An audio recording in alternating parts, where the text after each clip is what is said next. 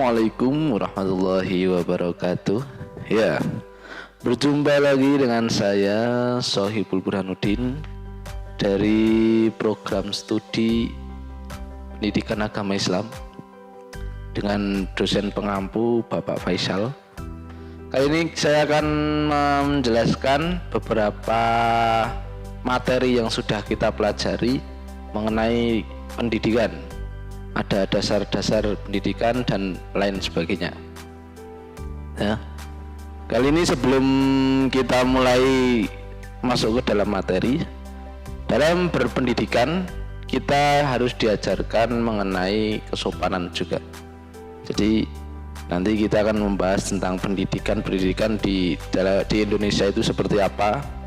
Ya, apakah sudah sesuai rencana atau belum? Nanti kita akan bahas. Oke. Yang pertama mengenai pengertian pendidikan. Pengertian pendidikan persekolahan atau sistem pendidikan formal bergerak dari tingkat pertama sekolah dasar hingga mencapai tingkat terakhir dari perguruan tinggi. Jadi pendidikan formal itu ada tingkat-tingkatannya. Seperti mulai dari sekolah dasar sampai ke perguruan tinggi, ya.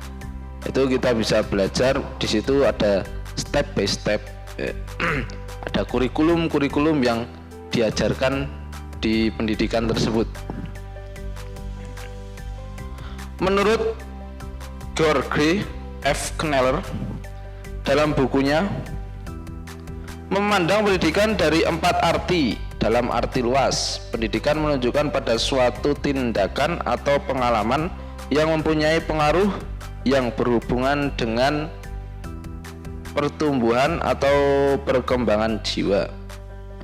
Jadi perkembangan menurut George F. Kneller itu ada 4. Yang pertama adalah pertumbuhan perkembangan jiwa atau min. Jadi kita dididik untuk memperkembangkan jiwa kita yang tadinya belum bisa menjadi bisa, atau soft skill kita. Yang kedua ada watak. Kita bisa belajar mengenai watak, ya. Jadi kita belajar dari watak satu sampai watak yang lain, itu kita diajarkan di dunia pendidikan. Makanya dunia pendidikan ada ilmu akhlak juga. Biasanya kalau di tingkat MTS atau MA itu ada akidatul akhlak, ya. Sama kalau di SMA atau MTS atau SMP itu ada pendidikan budi pekerti, ya.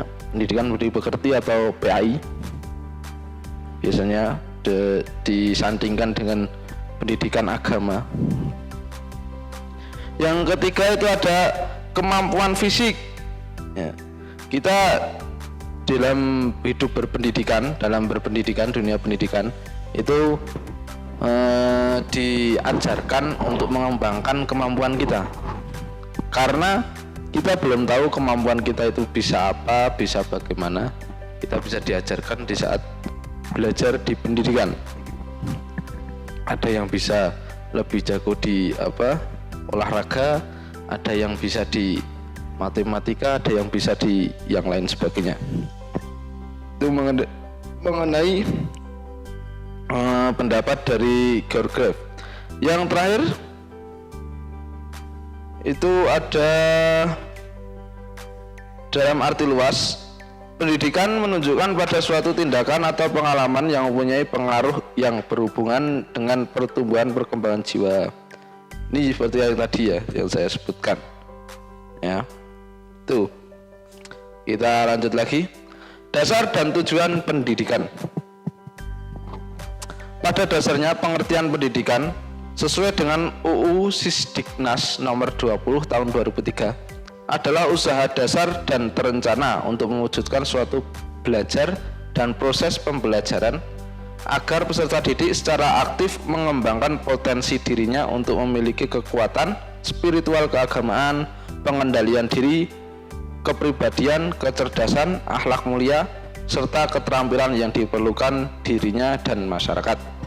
Jadi tujuan dari pendidikan tersebut adalah untuk merencanakan, untuk mewujudkan agar siswa-siswa itu bisa mempunyai ilmu keagamaan, bisa mendalami ilmu keagamaan. Seperti halnya kalau kita di Islam itu ada pondok pesantren, juga bisa. Kalau di sekolah formal itu ada PAI ya. Itu untuk mengenalkan ilmu keagamaan kepada siswa-siswa. Terus ada lagi untuk pengendalian diri.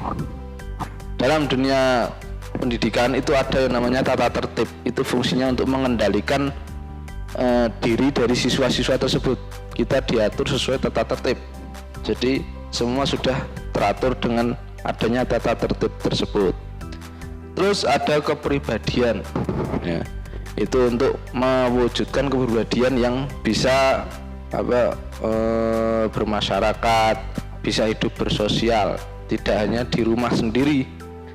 Kalau kita online itu agak susah karena tidak bisa menilai kepribadian seseorang dalam online. Online itu tidak bisa kita menilai kepribadian seseorang karena tidak bertemu secara langsung ya.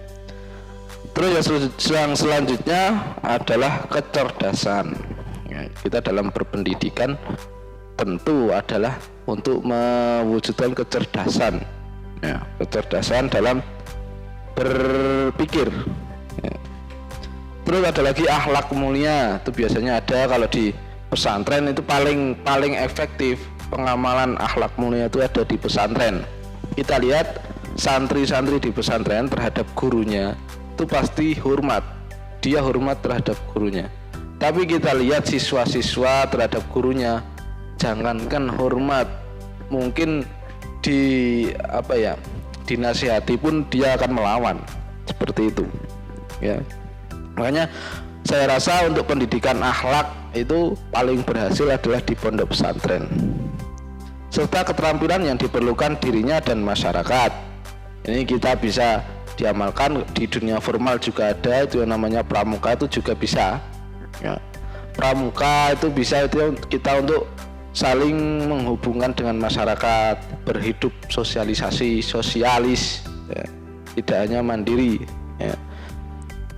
Kalau di pondok pesantren itu jelas karena kita hidup bersama-sama, sama-sama jauh dari rumah, jauh dari orang tua, kita sama-sama untuk menuntut ilmu. Itu kalau di pondok pesantren ya.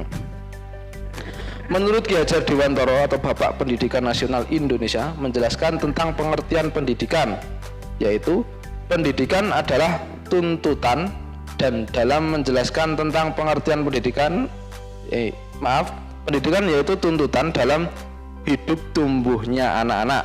Adapun maksudnya pendidikan yaitu menuntun segala kekuatan kodrat yang ada pada anak-anak tersebut agar mereka sebagai manusia dan sebagai anggota masyarakat dapat mencapai keselamatan dan kebahagiaan setinggi-tingginya. Ini maksudnya hampir sama seperti tadi. Kita harus dituntut untuk bisa hidup bermasyarakat, hidup sosial ya. Yang selanjutnya, sistem pendidikan nasional. Manusia membutuhkan pendidikan dalam kehidupannya. Pendidikan merupakan usaha agar manusia dapat mengembangkan potensi dirinya melalui proses pembelajaran atau cara lain yang dikenal dan diakui oleh masyarakat.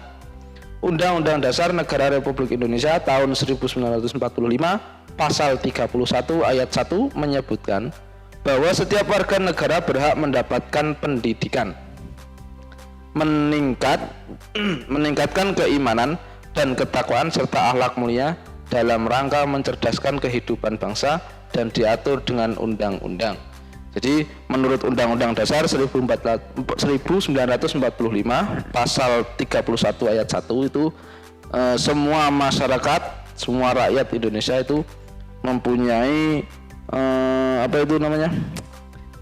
mempunyai atau berhak mempunyai hak atau berhak dia mendapatkan pendidikan. Pendidikan tidak hanya untuk di sekolah saja ya.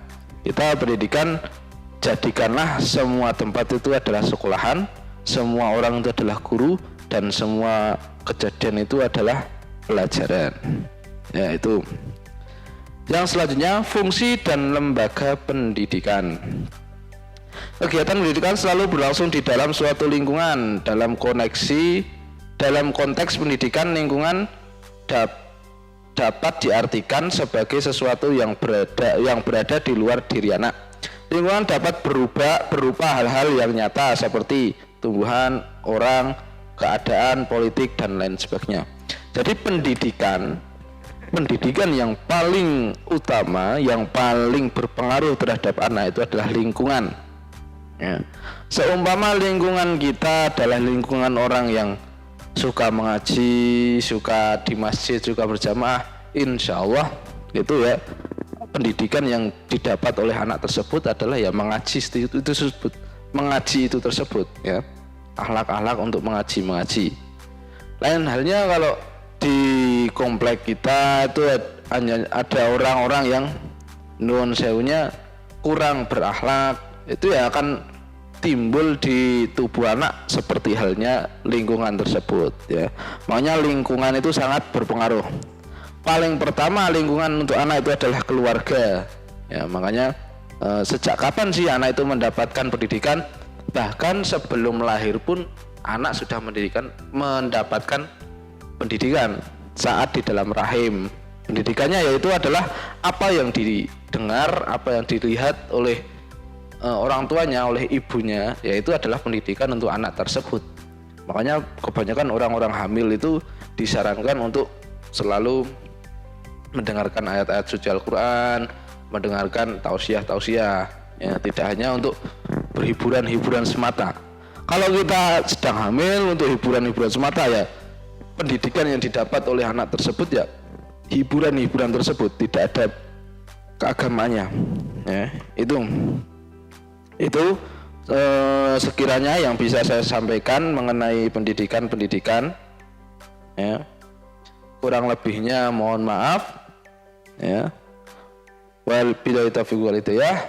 Wassalamualaikum warahmatullahi wabarakatuh.